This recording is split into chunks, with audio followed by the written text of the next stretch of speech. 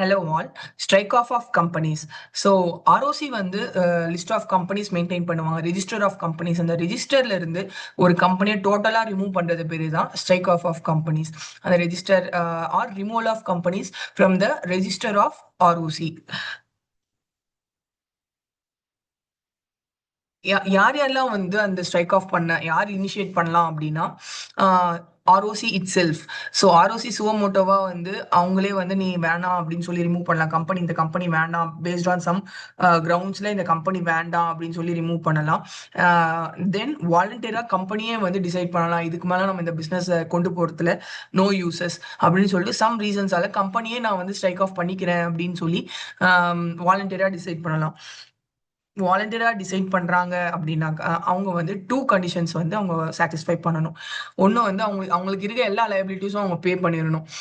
ஸ்டாச்சுட்டரியா இருக்கட்டும், இல்ல கிரெடிட்டார்ஸ் கொடுக்க வேண்டியதா இருக்கட்டும். ஸோ சேலரிஸ், ஒர்க்மென்ஸ் கொடுக்க வேண்டிய லைபிலிட்டிஸ், எல்லா லைபிலிட்டிஸும் அவங்க வந்து பே பண்ணிடணும். After paying of liabilities and another condition, members special resolution வாங்கணும். மெம்பர்ஸ் கிட்ட இருந்து மோர் தேன் 3/4 கன்சென்ட் வாங்கணும். ஸோ அந்த ஸ்பெஷல் ரெசல்யூஷன் ஃபைல் பண்ணணும், MGT 14ல ஃபைல் பண்ணணும். ஸோ இந்த ஸோ இவங்க தான் வந்து இனிஷியேட் பண்ண முடியும். அவங்க என்ன கிரவுண்ட்ஸ்ல இனிஷியேட் பண்ணலாம் அப்படின்னா, இந்த 4 கண்டிஷன்ஸ்ல ஆர்ஓசியும் இனிஷியேட் பண்ணலாம், ஆர் வாலண்டியராகவும் இந்த 4 கண்டிஷன்ஸ் இருந்தா இனிஷியேட் பண்ணிடலாம். ஸோ ஸ்ட்ரைக் ஆஃப்க்கு இனிஷியேட் பண்ணிடலாம். First condition, fail to commence the business within 1 year of its incorporation. Company incorporate ஆகி 1 year ஆகுது, பட் எந்த பிஸ்னஸும் இது வரைக்கும் கேரி ஆன் பண்ணல. சம் ரீசன்ஸால it may be either clash between the directors or shareholders, இல்ல அந்த பிசினஸ் ஐடியா ஃபிளாப் ஆயிட்டு இருக்கலாம். அந்த 1 yearக்குள்ள அந்த பிசினஸ் அவங்களால கமென்ஸ் பண்ண முடியல அப்படின்றப்போ இந்த இந்த ஃபர்ஸ்ட் கண்டிஷன் படி most of the cases voluntary strike off தான் இருக்கும். ஏன்னா இதுக்கு மேல வந்து நம்ம கம்பெனி எடுத்துட்டு போனா நமக்கு தான் லாஸ், அண்ட் நம்ம அந்த ஃபைலிங்ஸ், ஆனுவல் ஃபைலிங்ஸ்லாம் பண்ணணும், அது நமக்கு தான் லாஸ்ன்னு சொல்லி வாலண்டியராகவே இந்த கண்டிஷன்ல ஸ்ட்ரைக் ஆஃப் பண்ண கம்பெனிஸே வந்து முன் வந்துருவாங்க. Second condition, not carrying on any business for 2 immediately preceding financial year and not obtaining dormant status. not obtaining dormant status அப்படின்னா, dormant status யாரெல்லாம் அப்ளை பண்ணலாம் அப்படின்னா, ஒரு கம்பெனி இருக்கு, அந்த கம்பெனி கிட்ட நிறைய இன்டெலெக்சுவல் ப்ராப்பர்ட்டிஸ் இருக்கு, ஒரு சம் ப்ராப்பர்ட்டிஸ் இருக்கு, அந்த ப்ராப்பர்ட்டிஸை ப்ரிசர்வ் பண்றதுக்காக அவங்க கம்பெனி ஆரம்பிச்சிருக்காங்க. அண்ட் அவங்க இப்போதைக்கு எந்த ஒரு சிக்னிஃபிகன்ட் பிஸ்னஸும் அவங்க பண்ணல, பட் இந்த ப்ராப்பர்ட்டிஸ் அண்ட் பிஸ்னஸ்லாம் வந்து ஃபியூச்சர்ல பண்ண போறாங்க. பட் இது வரைக்கும் எனக்கு இந்த நேம் வேணும், இந்த கம்பெனின்ற நேம் எனக்கு இதை நான் ப்ரிசர்வ் பண்ணிக்கணும் அப்படின்றவங்க டார்மன்ட் ஸ்டேட்டஸ் அப்ளை பண்ணிடலாம். ஸோ அவங்க லாஸ்ட் 2 ப்ரெசிடிங் ஃபினான்ஷியல் இயர்ல வந்து பிஸ்னஸும் கேரி ஆன் பண்ணல, அண்ட் இந்த டார்மன்ட் ஸ்டேட்டஸும் அப்ளை பண்ணல. ஃபார் எக்ஸாம்பிள், ஒரு கம்பெனி வந்து ஒரு 10 years முன்னாடி இதுல இருந்தே இருக்கு, சே 2015ல இன்கார்பரேட் ஆயிருக்கு, அண்ட் இது வரைக்குமே வந்து லாஸ்ட் 2 ப்ரெசிடிங் ஃபினான்ஷியல் இயர், அதாவது 2023, 24, 24-25 இந்த 2 இயர்லயும் வந்து அவங்க பிஸ்னஸே கேரி ஆன் பண்ணல, அண்ட் டார்மன்ட் ஸ்டேட்டஸும் அப்டெயின் பண்ணல அப்படின்ற கம்பெனிஸ், இது வந்து ஐதர் வாலண்டியராகவும் ஸ்ட்ரைக் ஆஃப் பண்ண சான்சஸ் இருக்கு, ரெஜிஸ்ட்ராரே வெரிஃபிகேஷன்ல கூட ஸ்ட்ரைக் ஆஃப் நோட்டீஸ் சென்ட் பண்ணவும் சான்சஸ் இருக்கு.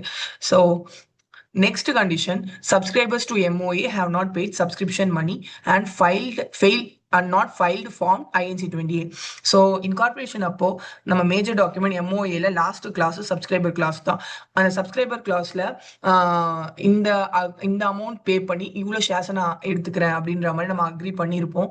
அந்த சப்ஸ்கிரிப்ஷன் மணியை வந்து நம்ம போஸ்ட் இன்கார்பரேஷன் ஒரு கம்பெனி அக்கௌண்ட்ல, கம்பெனியோட நேம்ல பேங்க் அக்கௌண்ட் ஓப்பன் பண்ணி அந்த சப்ஸ்கிரிப்ஷன் மணியை டெபாசிட் பண்ணணும். அண்ட் டெபாசிட் பண்ணிட்டு அந்த டெபாசிட் பண்ணிட்டோம் அப்படின்னு சொல்லிட்டு declaration of commencement of business form INC 28 file பண்ணுவோம்.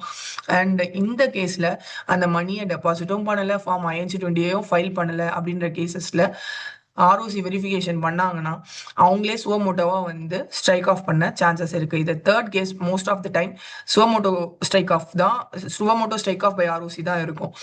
ஸோ மேஜரா வந்து நெறைய கம்பெனிஸ்க்கு வந்து இந்த விஷயம் தெரியவே மாட்டேன்து. இன்கார்ப்பரேஷன் பண்ணிடுறாங்க. போஸ்ட் இன்கார்ப்பரேஷன் இந்த மாரி ஒரு ஃபைலிங் பண்ணணுன்றதே நெறைய பேருக்கு தெரியாது. கரெக்ட்டான கைடன்ஸ் இல்லாததால. ஸோ அவங்க வந்து எம்ஓஏல இருக்க அமௌண்ட் வந்து ஜஸ்ட் ஃபார் த சேக் அவங்க இருக்கு அப்படின்னு நெனைச்சிட்டு இருக்காங்க. பட் அந்த அமௌண்ட்ட நம்ம வந்து post incorporation account company account create பண்ணி அதுல டெபாசிட் பண்ணிட்டு இந்த ஃபார்ம் நம்ம ஃபைல் பண்ணணும். ஃபைல் பண்ணல அப்படின்னா ஸ்ட்ரைக் ஆஃப் பண்ண கம்பெனியே ஸ்ட்ரைக் ஆஃப் பண்ண சான்சஸ் இருக்கு. And not carrying on any business or operation after physical verification of registered office by ROC. So என்னன்னா நான் என்னுடைய ப்ராக்டிசிங் ஜேர்னில ஒரு கம்பெனி வந்து என்னுடைய ரெசிடென்ஸ் பக்கத்துல இருக்கிறதா மாஸ்டர் டேட்டால பார்த்தேன். அந்த கம்பெனி அந்த ரெஜிஸ்டர்ட் ஆஃபீஸ் அட்ரஸ வந்து நான் தேடி போயிருக்கப்போ அந்த பிளேஸ்ல ஆஃபீஸ் இல்ல, போர்டு இல்ல, எதுவுமே இல்ல. கூகுள்ல இருந்து அந்த ஆஃபீஸோடைய நம்பரை நான் எடுத்து கால் பண்ணேன். அந்த concern one of the director has attended. அவர் என்ன சொன்னாருன்னா, இந்த மாதிரி நாங்க டெல்லியில ஆஃபீஸ் வச்சிருக்கோம். அதை ஷிஃப்ட் பண்ணலான்ற ஐடியால தான் இருக்கோம் அப்படின்னு சொல்றாரு. இப்போ கம்பெனி இன்கார்பரேஷன் ஏதோ ஒரு 5 இயர்ஸ் பேக்ல இருக்கு. அண்ட் அப்பத்துலேருந்து இதுதான் ரெஜிஸ்டர்ட் ஆஃபீஸா இருக்கு. அவர் சொன்னது ஃபுல்லாமே பொய் தான். நான் அதனால அவங்க ஆர்ஓசிக்கு ஒரு மெயில் போட்டேன். ரெக்வஸ்ட் ஃபார் பிசிக்கல் வெரிஃபிகேஷன் இந்த மாதிரி யூஸ் பண்ணிட்டு இருக்காங்க இந்த பிளேஸ் அப்படின்ட்டு. ஸோ இந்த மாதிரி ஆர்ஓசியா வந்து பிசிக்கல் வெரிஃபிகேஷன் வராங்க அப்படின்ற பட்சத்தில் அந்த பிளேஸ்ல ரெஜிஸ்டர்ட் ஆஃபீஸ் இல்லை, அவங்க வந்து ஒரு டம்மி ரெஜிஸ்டர்ட் ஆஃபீஸ் கொடுத்துட்டு வேற எங்கேயோ வேலை செஞ்சுட்டு இருக்காங்க அப்படின்னு ஆர்ஓசிக்கு தெரிய வந்துச்சுன்னா ஆர்ஓசி அந்த கம்பெனியை ஸ்ட்ரைக் ஆஃப் பண்ண சான்சஸ் இருக்கு. இது வந்து suo motu strike off by ROC the most of the time.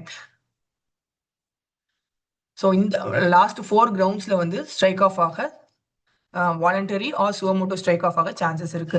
And நம்ம ஸ்ட்ரைக் ஆஃப்க்கு போறோம், வாலண்டியரா நம்ம ஸ்ட்ரைக் ஆஃப்க்கு போறோம் அப்படின்னா இம்பார்ட்டண்டா நம்ம செக் பண்ண வேண்டிய 2 கண்டிஷன்ஸை நமக்கு சாட்டிஸ்ஃபை பண்ணணும். என்னன்னா all the overdue annual filing, so AOC4 and MGT7 till the end of the financial year in which company cease to carry on its business. So நீங்க எந்த இயர் வரைக்கும் பிசினஸ் பண்ணிருக்கீங்களோ அந்த year வரைக்கும் உள்ள AOC4 and MGT7 ஃபார்ம்ஸை நம்ம file பண்ணி தான் ஆகணும். ஃபைல் பண்ணாம ஸ்ட்ரைக் ஆஃப்க்கு அப்ளை பண்ண முடியாது. ஸோ ஈவன் நீங்க அப்படியே அப்ளை பண்ணாலும் போய் ஃபைல் பண்ணுடா அப்படின்னு சொல்லி உங்களுக்கு ரீசப்மிஷன் தான், லைக் உங்களை அலோ பண்ணாது ஃபார்மே. And ensure all the liabilities, debts, outstanding statutory dues are paid before applying for strike off. இதை ஏன் இம்பார்ட்டன்ட் நோட்னா, நம்ம டெட் ஸ்ட்ரைக் ஆஃப் எல்லா டெட்ஸும் நம்ம செட்டில் பண்ணிடணும் பிஃபோர் ஸ்ட்ரைக் ஆஃப். இல்லை டெட்ஸ் உங்களால் செட்டில் பண்ண முடியல, அந்த சுச்சுவேஷன் அப்போ உங்களால் செட்டில் பண்ண முடியல அப்படின்னாலும் அந்த டெட்ஸை செட்டில் பண்ற அளவுக்கு ஒரு ப்ராப்பர்ட்டியை அதை செட் அசைட் பண்ணிக்கோங்க. ஏன்னா நீங்க even after the strike off directors அந்த மேனேஜ்மெண்ட் டே டு டே அஃபேர்ஸ்ல யாரெல்லாம் மேனேஜ் பண்ணிட்டு இருந்தாங்களோ அவங்க managers and even members also liable post strike off. நீ ஸ்ட்ரைக் ஆஃப் நம்ம கம்பெனி தானா ஸ்ட்ரைக் ஆஃப் ஆயிடுச்சு, இதுக்கு மேலே நம்மளை எவன் கேட்பான் அப்படிலாம் இருக்கவே முடியாது. ஆஸ் பர் கம்பெனிஸ் ஆக்ட் நீங்க ஸ்டில் லயபிள் தான். போஸ்ட் ஸ்ட்ரைக் ஆஃப் வந்து நீங்க லயபிலிட்டிஸ் இருந்துச்சுன்னா நீங்க ஸ்டில் லயபிள் தான். ஸோ ஒன்று லைபிலிட்டிஸ் எல்லாத்தையும் செட்டில் பண்ணிடுங்க, ஆர் அதுக்கான அசட்ஸை வந்து செட் அசைட் பண்ணிடுங்க. ஸோ இந்த 2 கண்டிஷனும் ஃபுல்ஃபில் பண்ணிட்டு அப்புறமா தான் நீங்க ஸ்ட்ரைக் ஆஃப்க்கு அப்ளை பண்ணுங்க. வாலண்டரி ஸ்ட்ரைக் ஆஃப் இருக்கிற கேசஸ்ல ஆர் ஆர்ஓசியே பண்றாங்கன்னா அவங்க என்னென்ன பண்ணணும்ன்றதை அவங்க நோட்டீஸ்லேயே கொடுத்துருவாங்க. தேங்க்யூ. உங்களுக்கு ஸ்ட்ரைக் ஆஃப்ல வேற எதனா டவுட்ஸ் இருந்தா இங்க மென்ஷன் பண்ணியிருக்க நம்பருக்கு கால் பண்ணுங்க, ஆர் மெயிலுக்கு ஜஸ்ட் மெயில் பண்ணுங்க. தேங்க்யூ.